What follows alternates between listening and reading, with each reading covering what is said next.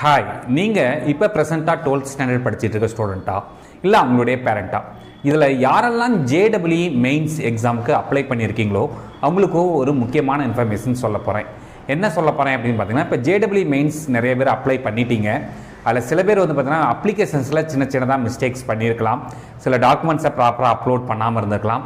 Applications ஃபுல்ஃபில்டாக பண்ணாமல் இருந்திருக்கலாம். இப்போ என்டிஏ சார்பாக ஒரு அனௌன்ஸ்மெண்ட் கொடுத்துருக்காங்க. என்டிஏங்கிறது பார்த்தீங்கன்னா நேஷனல் டெஸ்டிங் ஏஜென்சின்னு சொல்லுவாங்க.